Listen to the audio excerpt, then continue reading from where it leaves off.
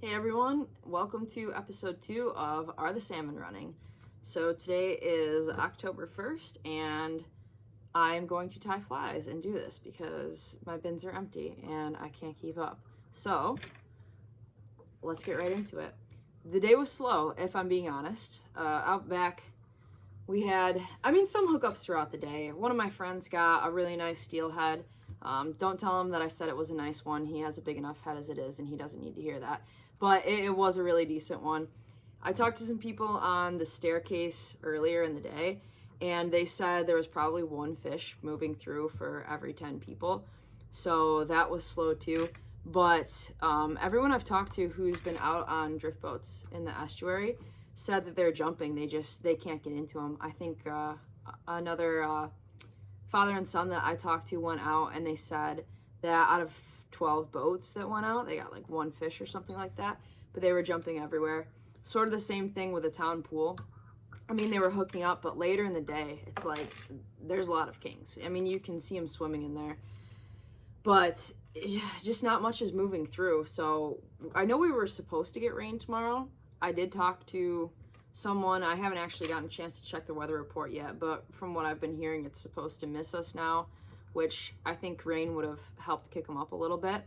DSR did report that they saw a lot of fish move through.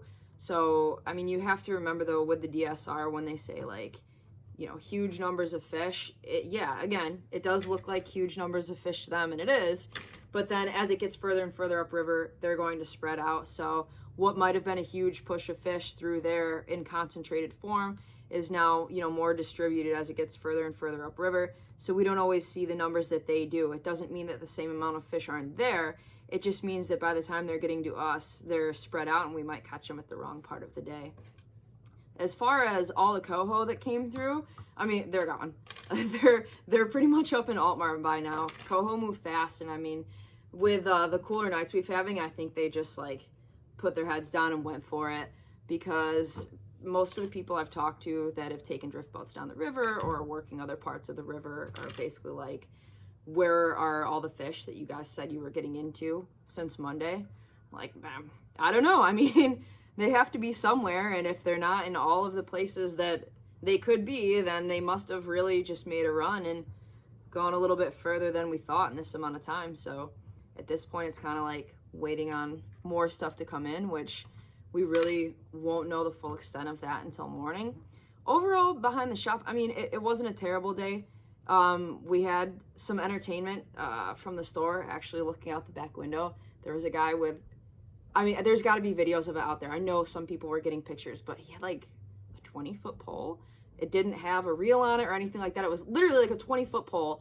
He was just sort of dangling it out in the water, no reel.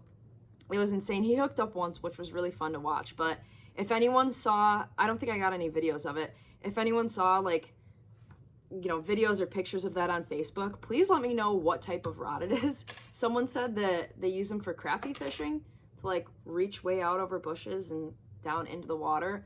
They might have just been feeding me a line of crap. I don't know. I don't even know where you'd get a rod like that. It was I don't know how he got it here. It was literally 20 feet. It had to be an 8-piece rod or something, but it was still pretty entertaining for us to watch. I'm trying to think if there's anything else. Just a reminder, everyone, don't keep... Oh, okay, sorry, my dad just walked in. Don't... Yeah, can you be quiet for a minute? No, I can go. No, it's not, never mind. Okay. So, what was I gonna say? A couple guys came here earlier, and they left their rods sitting out, sort of right in front of the shop, but leaning up against the guardrail, and I saw them. I didn't know it was theirs. I didn't know whose it was. I just saw 2 rods sitting there, and I thought someone set them down, and it was actually pointed out to me, by Lyle. He's on Salmon River Anglers page a lot, if you guys have seen him. He came into the store and he was like, hey, whose rods are those? And I said, I don't know. He's like, someone's gonna steal them. Well, don't you know, about 5 minutes later, I actually got a phone call from the people whose rods they were, and they were like, hey, can you go check and see if the rods are there? And I looked, and in that amount of time, they were gone. I mean, it had to be 5 minutes from when I saw them to when they weren't, there anymore, which means someone walked by and took them. So just a reminder to everyone, I mean, stuff gets stolen here very quickly, which is unfortunate, but it does happen all the time. So just don't set your rods down anywhere where your eyes are taken off of them. And, just really keep an eye on your gear. If they're in the back of your truck, like, don't leave stuff in the bed of your truck or anything like that, because unfortunately that is something we have to watch out for. So I think that's it for the day. I'll let you know how the morning goes, I guess. And hopefully we're looking at a good weekend and get some rain and things pick up.